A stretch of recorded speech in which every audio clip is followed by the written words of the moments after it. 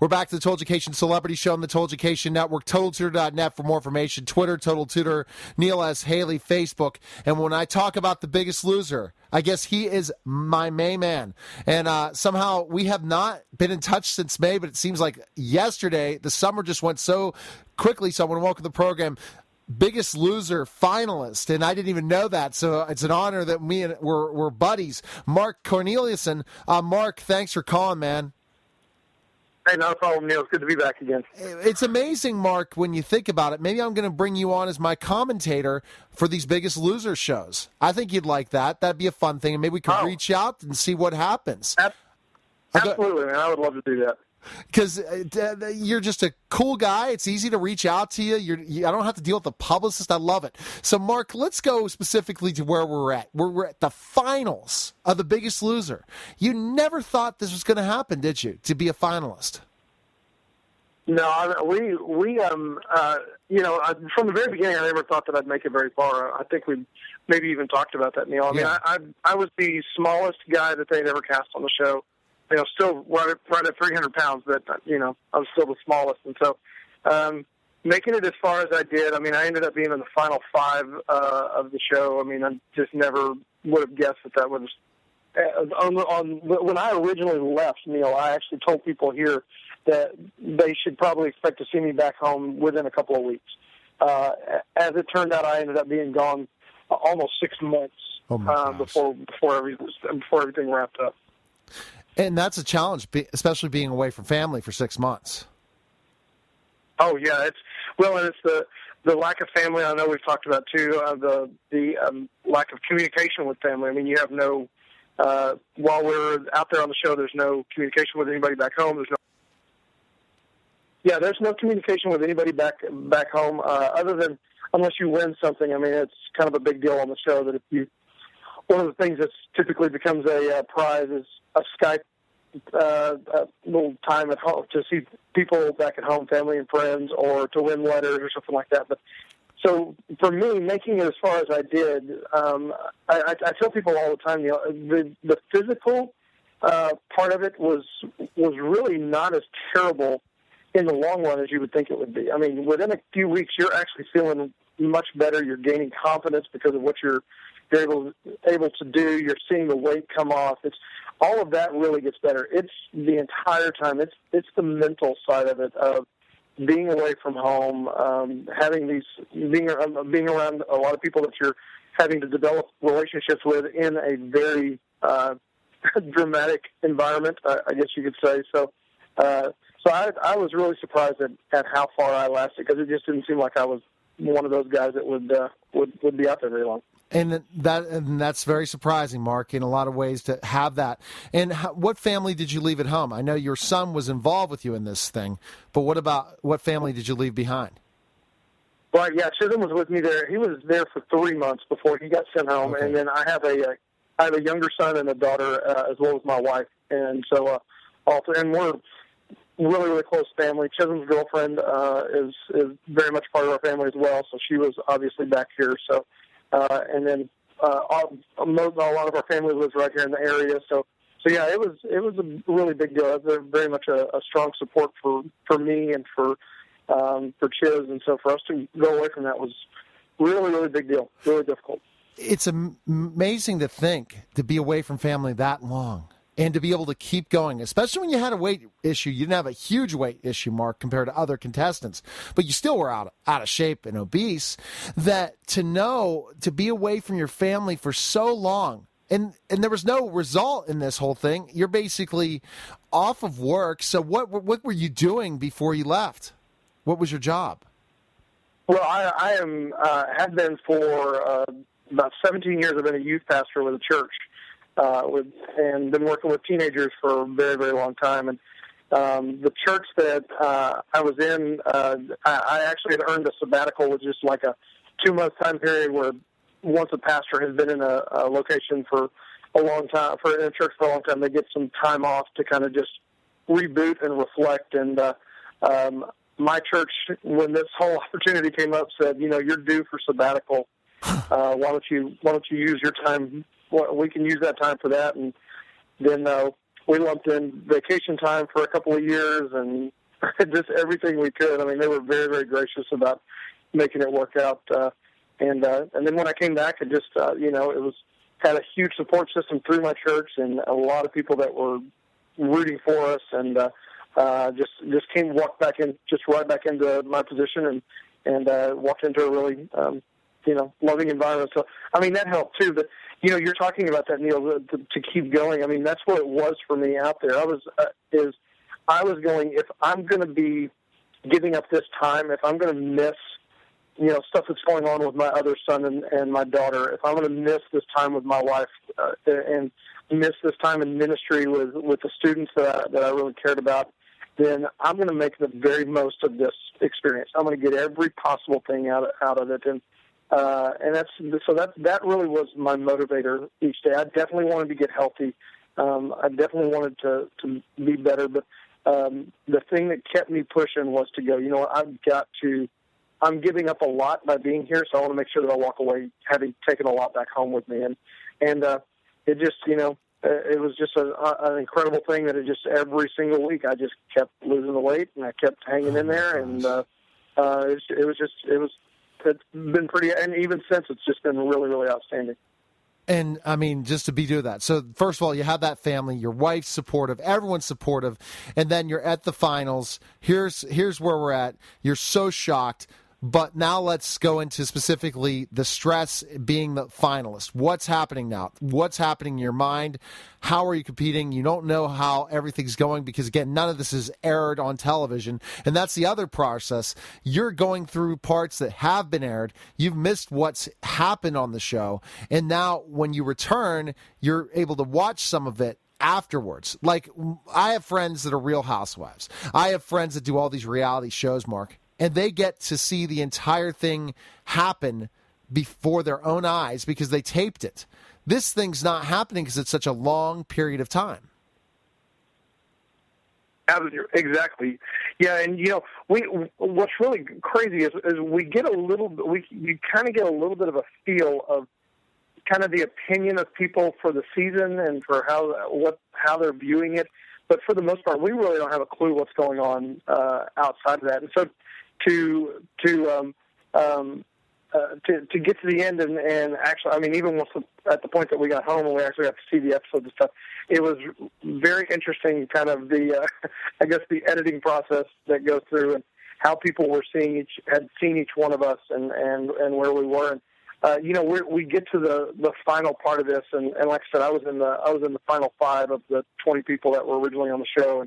And by the time you get to that point, I don't know about other seasons. I know a lot of the contestants that have been on The Biggest Loser, but speaking for hours where we are, by the time we got to that point, I mean, the last 5, 6, 7 of us, we were incredibly close. We were all very.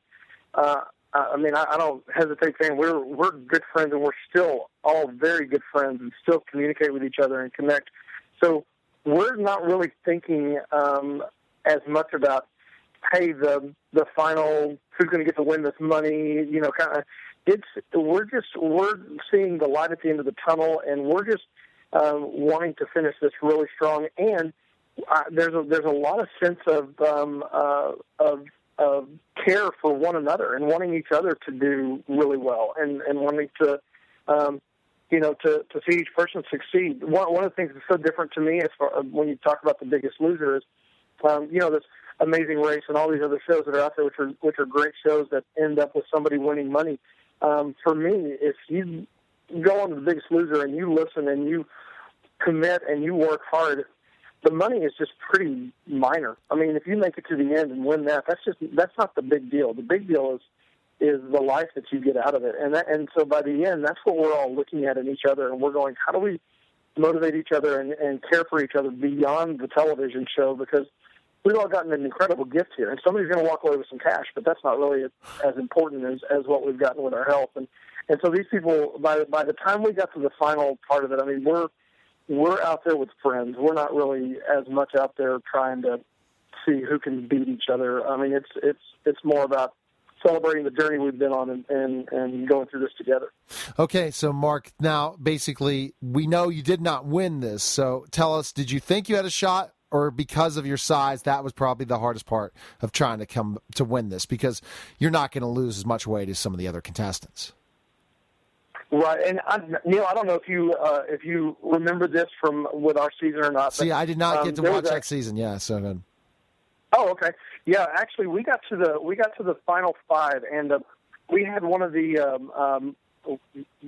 really one of the more dramatic seasons. That's probably the most dramatic season that's been on The Biggest Loser, just as far as how they edited things and did things. And we got near the end, and like I said, there were five of us left, and we ended up getting some information that we weren't supposed to get, believe it or not, that about how the former contestants were going to be were really going to be treated by a challenge thing they were going to do.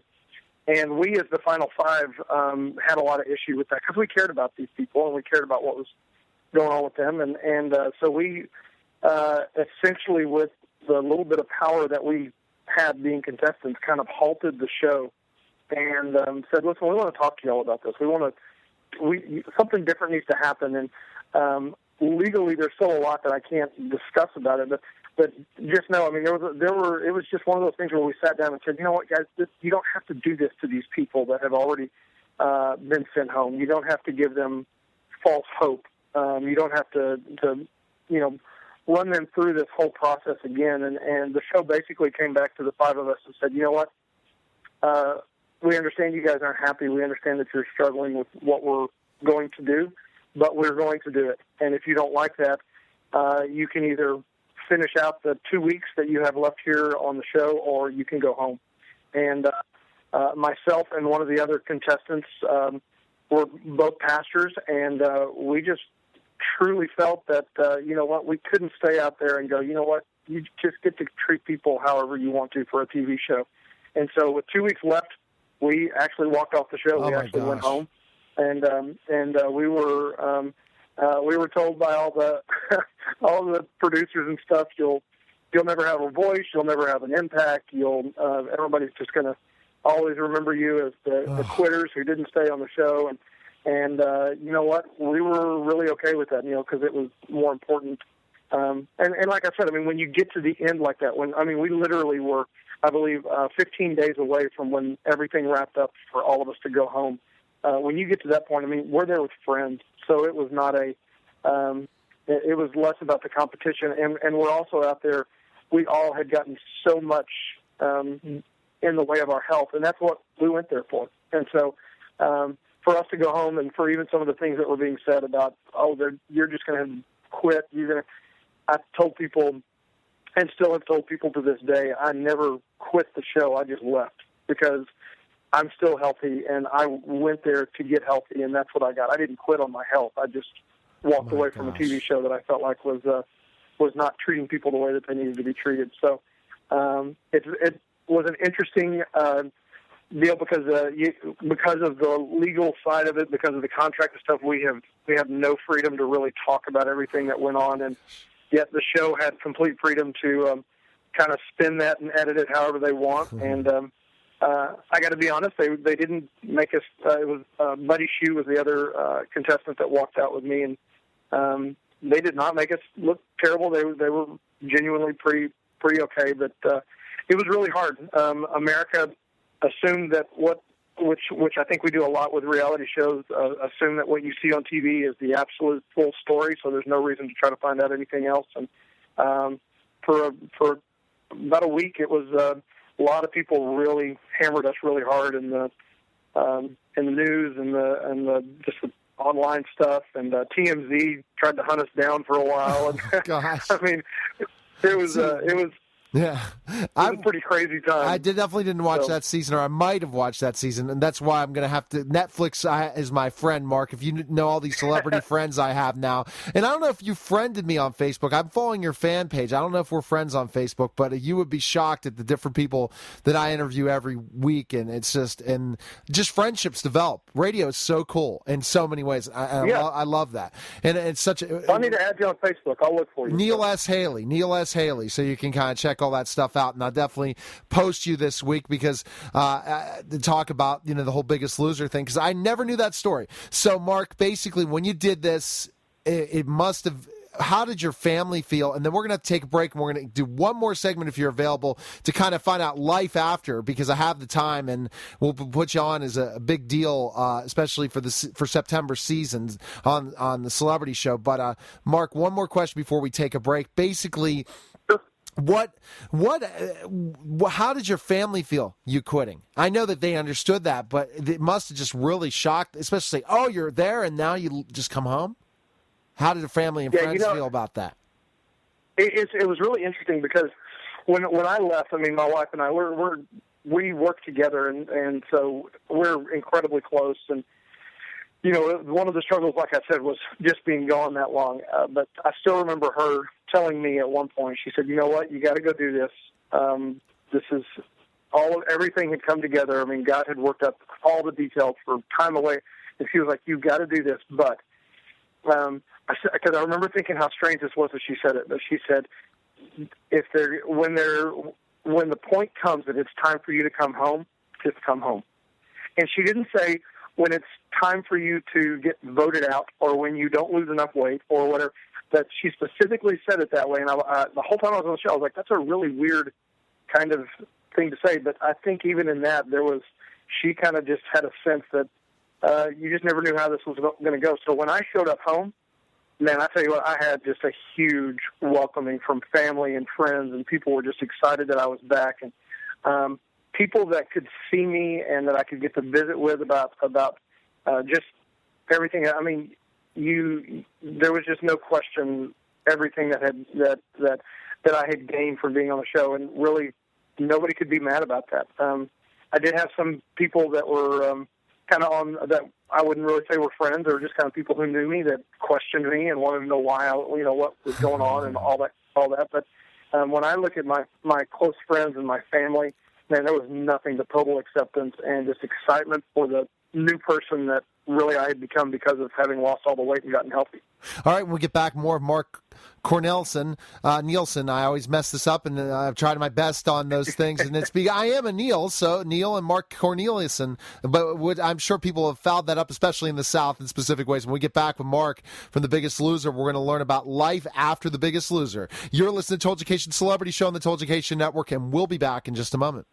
We're back to the Toldjucation Celebrity Show on the Toldjucation Network. TotalTutor.net for more information. Twitter, Total Tutor, Neil S. Haley, Facebook. And I'm with Mark Cornelison, Biggest Loser finalist. But guess what? He didn't get voted off. So he's one of the only, maybe it's called the Guinness Book of World Records, that decided to quit when he was a finalist. His buddy and him, they decide to walk off the ranch, which that takes gumption, but that also takes character and faith to go ahead and do something like that, Mark. So when you returned, you really did have more buzz than maybe the person who finished second in The Biggest Loser, and that probably helped you when The Biggest Loser producer said you'd never become anything, right? Based on what you did and how you never lost, that helped. You know, that's exactly true. In fact, Buddy and I have talked about that since the show. There was a lot of the people that are on the show when you get to the end of it and you do that final, you're on the scale and everybody sees what your number was. There's a lot of scrutiny with that. I mean, people are always watching, and we definitely have still had people that watch us. But I don't know, we've been able to almost blend back into life. And we did go back to finale, and we did get to see our friends weigh in and stuff, but we were in the audience as opposed to being up on the stage. And I think that's made a big difference for kind of how we've carried life beyond the show, not having that big final moment where everybody's watching us and trying to basically kind of judge what and who they think we are based on the TV show. So it's been real different for us for sure. So the buzz is huge, as you said. TMZ's chasing after you. You get back, and you know for a fact doing this reality show, one thing is to get your health in order, to get healthy. Absolutely. And that was your number one thing. But however, you need, especially with 6 months of no salary really, you got to figure out a way to benefit from this and also benefit with other people and take your now celebrity status and go with it. And I know in a man of faith, but you say, well, maybe I can use this as a ministry to help grow my ministry and also reach out to lots of pastors to get people healthy. So tell us specifically, life after The Biggest Loser. You get home, you relax for a bit, but then I got to capitalize on this, right? Absolutely. Well, and it's I guess it's how you see that that phrase of capitalize. For me, I went. You know what? There's so many people. I mean, I believe for our season there were somewhere upwards of 110,000 people across America that applied for the show from the very beginning. A TV show, or I'm sorry, online for casting calls, and ultimately 20 of us made it onto the ranch. And there's a lot of people that want that help. So I left the show. So in fact, Buddy and I both did, but I left and said, you know what? There's a lot of people out there that really want this. How can we give this to people and take some of the things we've learned? Because we've got this national spotlight. We've got this, people see us and they know who we are for at least a season. And, let's do something with that. And, I got to tell you, I never had, any kind of goal of getting rich or trying to, and a lot of guys go on reality shows, and that's kind of the thing, is how do I make some money? How do I, what does this look like for me beyond this? How can I make something from this?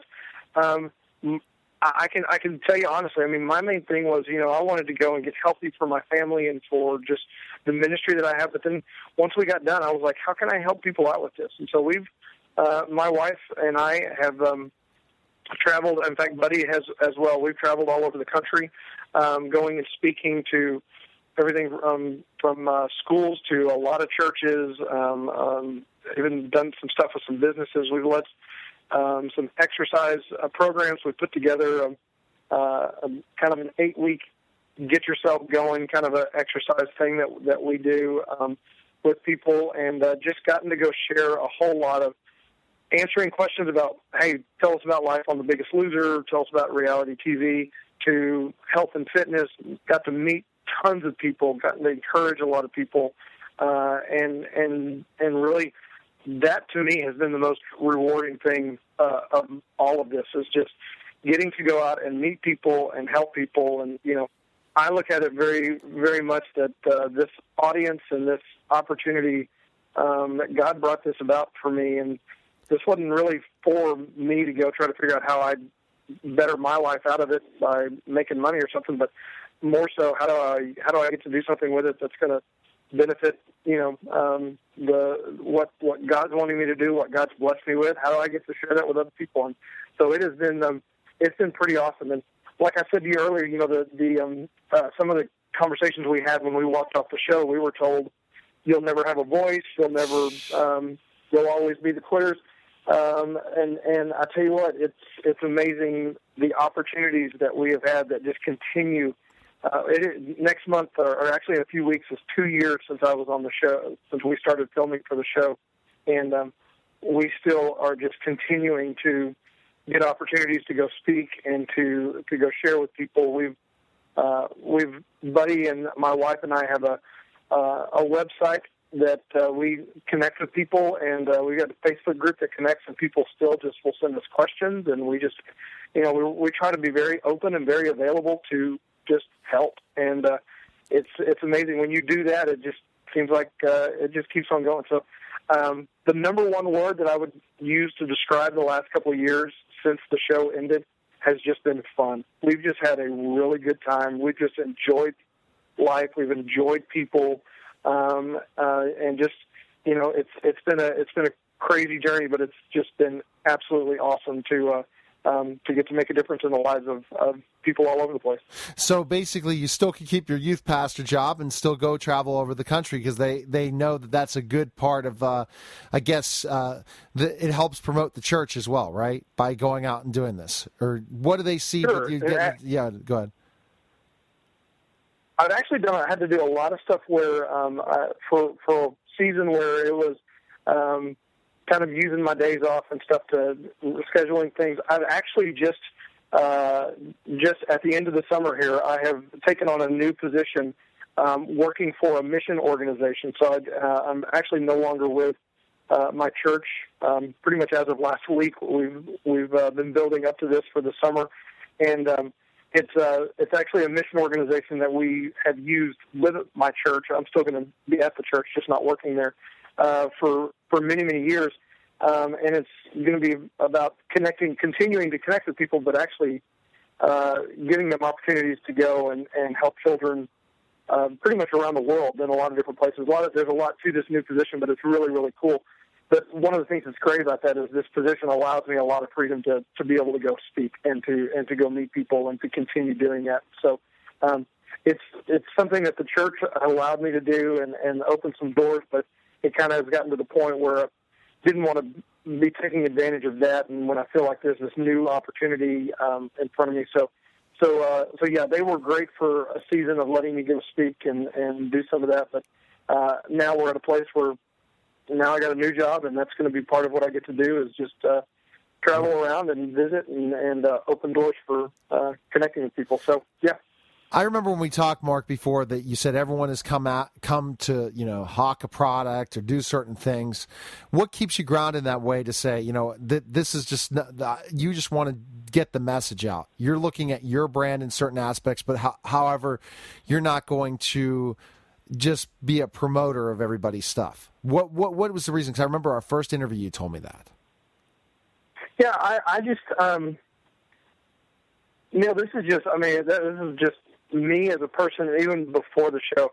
I just think there's a lot more to this life than stuff and all that kind of stuff. I just, my faith in God is incredibly significant in my life. It's all that I have, and I just think that He is big enough to take care of all of my needs. I mean, He says that in His Word that He can meet all of our needs. So I don't really worry about doing that. I mean, has there been times in my life that I've been like, oh, I really don't know where the next paycheck's going to come from or something, and we've struggled maybe a little bit? Sure, but I've never ever been in want, and so I've never been in a place where I haven't seen God come through and say, you know what, I'm taking care of you, and great. What I do with my life is about, okay, hey, you know what, Lord, my thing is I want people to know who you are. I want them to know about Christ. I want them to know that, and as long as I'm listening to you and I feel like I'm going in the direction that you have for me, then I know you're going to take care of all the peripheral stuff that a lot of people seem to think is super important. So for me, coming off this show and seeing some of that, I know there's a lot of people that they've done really well with all their books and things like that, and that's great for them. But I just never has been my thing. That didn't change when I went on the show, that suddenly now I was going to kind of focus on those things. That's just part of who I am, and I just and continuing that on, and He's continues to be incredibly faithful, and like I said, we've gotten great opportunities to meet and connect and encourage people, and I think part of that is because we're not trying to sell them something, we're not trying to talk something. I mean, it's just we just get to have a real honest conversations, and they get to see I don't know, maybe they see a side of TV, and they go, maybe not everybody in Hollywood is all like that. I don't know. But, exactly. It definitely works. And so basically, do you ever plan on writing a memoir or never? I've had a few people come and some really good friends and some people that have become friends since the show that have really encouraged me to write, and especially because of how things ended up. There's so much to that, and there really is a lot about what happened behind the scenes as far as what God was doing with all of us and just how relationships were built.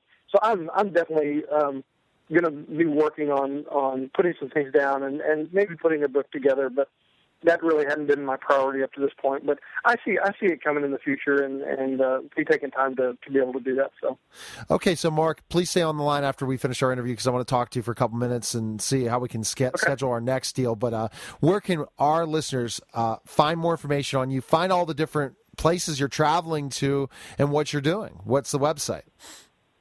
Sure, yeah, it's you can go on Facebook and look for our page, or you can go to the website, which is SweatCor. So it's SWEATCOR. And so it's sweat, just like when you work out, and core, which is for our last name, C-O-R, Cornelison. So, and it's just sweatcor.com, and they can look for us there. They can email us. I mean, we basically, there's no cost to anything. I mean, it's just, we just try to be available. And it's been really cool. We have a lot of people that, I think I said earlier, ask us a lot of questions about health and stuff. And we just try to create kind of a community where people can get some feedback and some encouragement, and hopefully this can help some people that are out there. But we also have our schedule on there of places that we're traveling and speaking and some of the things we're doing. I've also, Buddy Shue was a contestant. His schedule's on there as well, so people can look on there. And if anybody's interested in having us come or having me come and get to share with them or their church or something, then they can link to us on there and send me an email, and I'll get back to them as soon as I can. All right, Mark, thanks for calling. Look forward to next month, your segment, The Biggest Loser segment with Mark Cornelison. You're going to have to tell me who you bring on of one of your friends. I think I have a feeling it probably will be Buddy and you. And then we'll continue we'll continue to have some of the Biggest Loser people on when the new season comes out. Give us some of the predictions. Great to have you as a monthly contributor to the network. So thanks for calling, Mark. Thanks a lot, man. All right, take care. You're listening to Told Education Celebrity Show, and we'll be back in just a moment.